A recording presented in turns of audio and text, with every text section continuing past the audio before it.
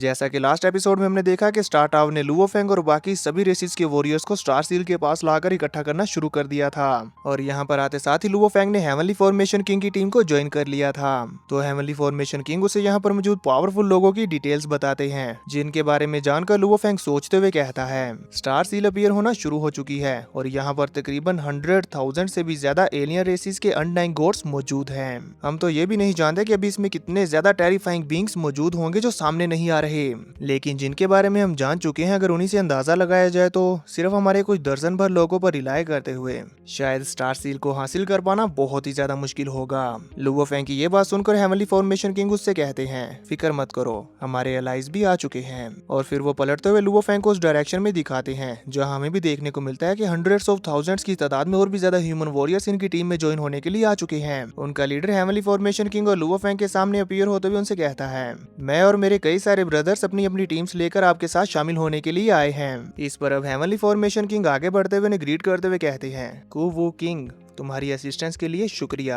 और फिर वो आगे बढ़कर कुवू किंग के कंधे पर हाथ रखते हुए इशारे में ही उनसे कहते हैं तुमने बहुत अच्छा काम किया। इसी के साथ फिर वो आगे बढ़कर अपनी इस न्यू टीम को इंस्ट्रक्ट करना शुरू कर देते हैं, जिसमें हमें देखने को मिलता है कि वो सबसे पहले कहते हैं एवरीवन, इस स्टार सील कंपटीशन में यूनिवर्स के अलग अलग रेसिस के वॉरियर्स सामने आ रहे हैं और अभी सिर्फ एक साथ मिलकर ही हम इनके साथ कम्पीट करने के लिए पावर इकट्ठा कर सकते हैं।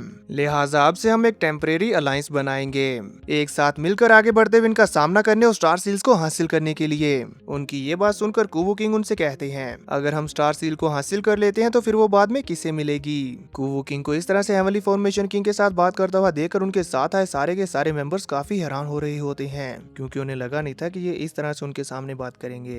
तभी हमें दिखाया जाता है कि स्टार सील बड़ी तेजी के साथ बैटलफील्ड में अपीयर होती ही आ रही है। हेवनली फॉर्मेशन किंग कुवू किंग की बात का आंसर करते हुए कहते हैं एलियन रेस फोर्सेस का ब्रेक थ्रू करते हुए जब हम स्टार सील तक पहुंचेंगे तब तक हमें जरूर इकट्ठा रहना चाहिए।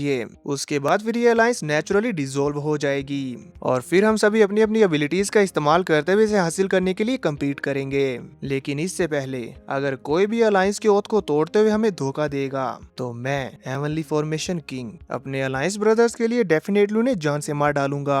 हेवनली फॉर्मेशन किंग की ये बात सुनकर वहां पर मौजूद उनकी इस अलायंस में सभी लोग बहुत ही ज्यादा खुश हो जाते हैं और जोश में उनका नेम चिल्लाने लगे थे। फिर हेवनली फॉर्मेशन किंग आगे कहते हैं अब हम टीम ऑर्गेनाइजेशन के साथ आगे बढ़ेंगे, जिसमें 100 पीपल्स की एक टीम होगी और हम टोटल 10 टीम्स में डिवाइडेड होंगे, जिस पर सभी लोग एग्री करते हैं। यह लुओफेंग हेवनली फॉर्मेशन किंग की लीडरशिप को देखते हुए अपने मन में कहता है सिर्फ इन्होंने अपने कुछ वर्ड से ही सभी लोगों का दिल जीत लिया।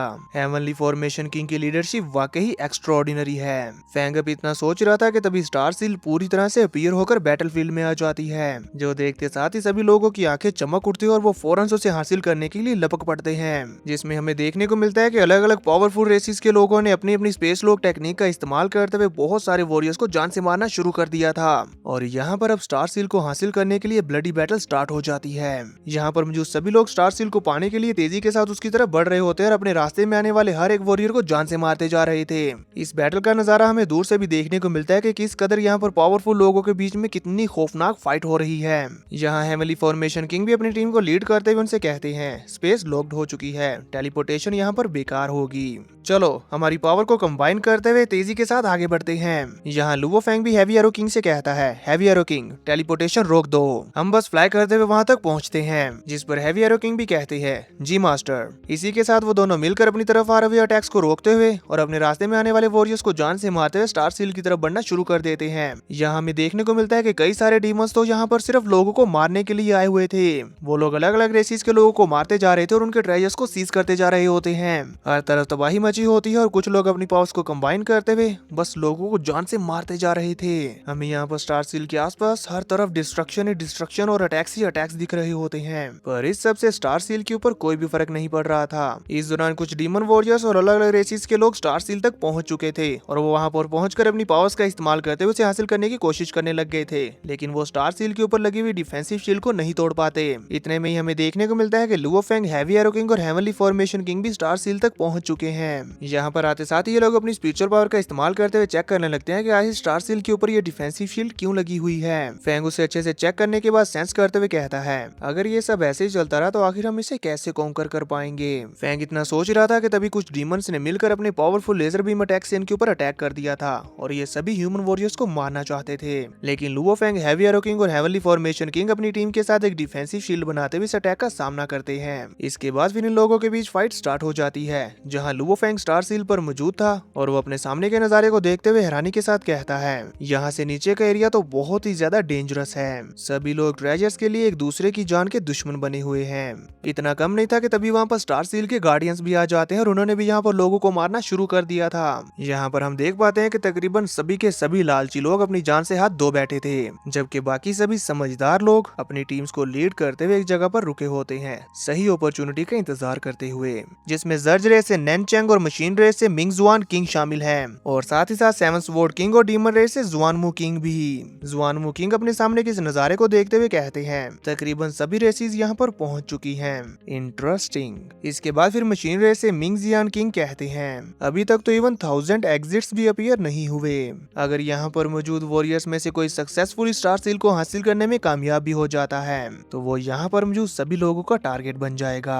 उनकी ये बात सुनकर लुओ फेंग कहता है, थाउजेंड्स ऑफ एग्जिट्स। फेंग को इस तरह से हैरान होता हुआ देखकर हेवी एरो किंग फेंग को बताते हैं, एक बार जब स्टार सील की वजह से बहुत ज्यादा किलिंग्स हो जाती है तो तब यहाँ पर कई सारे एग्जिट्स अपीयर होते हैं उन लोगों के पीछे हटने के लिए जो कोई भी इस बैटल को छोड़कर जाना चाहते हैं, ताकि वो लोग यहाँ से निकलकर अपनी जान बचाने के लिए एक सेफ फॉरबिडन स्पेस में पहुंच जाएं। इनकी ये बातें सुनकर heavenly formation king Luo Feng से कहते हैं, मिंगजियान किंग ने तो ये कैजुअली कह दिया क्योंकि यहाँ पर मौजूद बाकी सभी में से कोई भी उसके जितना स्ट्रॉन्ग नहीं है। अगर हमने जल्दी एक्ट नहीं किया तो हम जितना ज्यादा वेट करेंगे हमारे चांसेस उतने ही कम होते जाएंगे। चलो आगे बढ़ें। इसी के साथ फिर ये सभी लोग अपनी पूरी टीम के साथ मिलकर आगे बढ़ते हुए ज्यादा से ज्यादा डीमंस को मारना शुरू कर देते हैं, जहाँ फैंग फाइट के दौरान अपने मन में कहता है, सिर्फ इन कुछ मिनट्स में ही मैंने टेंस ऑफ बिलियंस की वेल्थ गेन कर ली। अब मैं समझ पा रहा हूँ कि सभी लोग पागलों की तरह एक्ट क्यों कर रहे हैं। हम देख पाते हैं कि जब फैंग ये सोच रहा था तो वाता रोटोका तो बहुत ज्यादा खुश हो रही होती है।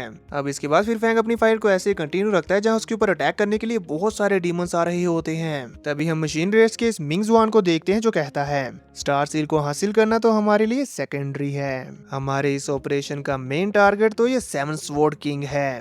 ये कहने के बाद फिर वो अपना सबसे ज्यादा वैल्यूएबल ट्रेजर बाहर निकालते हुए एक बहुत ही ज्यादा पावरफुल अटैक क्रिएट करना शुरू कर देते हैं, जिसके क्रिएट होते साथ ही उसने इससे सेवन स्वॉर्ड किंग को टारगेट करते हुए अपने रास्ते में आने वाले सभी लोगों को मारना शुरू कर दिया था। उसके इस इतने ज्यादा पावरफुल एनर्जी बीम अटैक को बैटलफील्ड में तबाही मचाता हुआ देखकर लुओ फेंग और हेवनली फॉर्मेशन किंग की टीम काफी सहम गई थी। हेवनली फॉर्मेशन किंग उसे देखते हुए हैरानी के साथ कहते हैं, ये मिंगजियान अपने स्प्लिटिंग टावर का इस्तेमाल कर रहा है। ये mechanical race seven sword king को मारने के लिए सही मायनों में अपने रिसोर्सेज का इस्तेमाल कर रही है।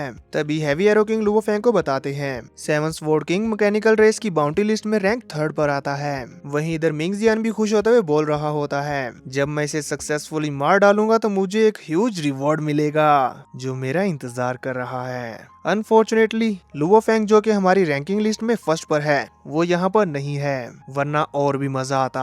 वो उधर ये बोल रहा होता है जबकि इधर लुओ फेंग के पास उसका एक टीममेट आते हुए उसे कहता है, सेवन स्वॉर्ड किंग कोई आसान ओपोनेंट नहीं है, क्योंकि उसके पास ना सिर्फ सेवन स्वॉर्ड्स और वॉइड ग्रिप है बल्कि और भी कई सारे पावरफुल ट्रेजर्स हैं जो कि यूनिवर्स वल्नरेबल लेवल के होंगे। और मैंने उसके बारे में ये अफवाहें भी सुनी है कि उसने एक सुपर इनहेरिटेंस हासिल की है, वो भी यूनिवर्स के number 1 powerful ancestor God sect से।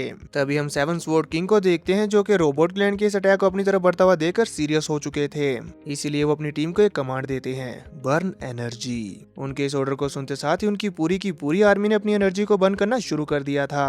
इसी के साथ वो अपनी स्टोरी रिंग से एक डिवाइन सील को बाहर निकालते हैं जो इन सभी सोल्जर्स की एनर्जी को अपने अंदर इकट्ठा करते हुए एक डिफेंसिव शील्ड बनाना शुरू कर चुकी थी। फैंग उस डिवाइन सील को देखते हुए हैरानी के साथ अपने मन में कहता है, monster God statue. Heavenly formation king भी उसे देखते हुए हैरानी के साथ कहते हैं, ये तो वाकई एंसेस्टर गॉड सेक्ट से है, ऐसा पहली बार हो रहा है कि इसने इस गोल्डन डिवाइन सील का इस्तेमाल किया है। तभी दूसरी तरफ हम देखते हैं कि मशीन रेस का वो पावरफुल अटैक आकर सेवन स्वॉर्ड किंग के साथ टकराने ही वाला होता है कि तभी उन्होंने अपनी इस डिफेंसिव शील्ड को एक्टिवेट कर दिया था।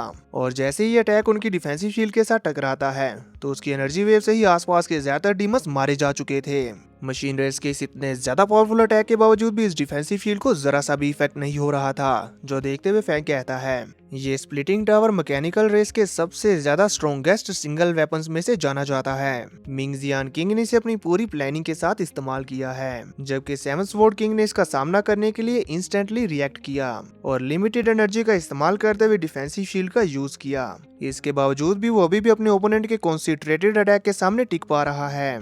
इससे क्लियरली देखा जा सकता है कि गोल्डन सील की कैपेबिलिटी स्प्लिटिंग टावर से कहीं ज्यादा है। तभी इधर सेवन स्वॉर्ड किंग अपनी और भी ज्यादा पावर्स का इस्तेमाल करते हुए अपनी सील को आगे बढ़ाकर मैकेनिकल रेस के इस अटैक को डिस्ट्रॉय कर देते हैं, जिसका इम्पैक्ट इतना ज्यादा था कि पूरी की पूरी बैटलफील्ड हिल जाती है और इसका इम्पैक्ट स्टार सील तक भी पहुंच रहा था। और इसी की वजह से हमें देखने को मिलता है कि स्टार सील के अंदर से बहुत ज्यादा एनर्जी रिलीज होती है और इस एनर्जी रिलीजिंग के चक्कर में वहां पर बहुत सारे वॉरियर्स मारे गए थे, जबकि लुओ फेंग और हेवनली फॉर्मेशन किंग अपनी टीम के साथ टाइम रहते ही वहां से रिट्रीट कर लेते हैं और इसीलिए वो अपनी जान बचाने में कामयाब भी रहे। अब देखेंगे नेक्स्ट एपिसोड में कि क्या मैकेनिकल रेस का मिंग जियान किंग सेवन स्वॉर्ड किंग को जान से मार पाएगा या नहीं, और क्या लुओ फेंग स्टार सील को हासिल कर पाएगा। आप सब दोस्तों को क्या लगता है मुझे कमेंट्स करके बताना मत भूलना। तो मिलते हैं नेक्स्ट पार्ट के साथ।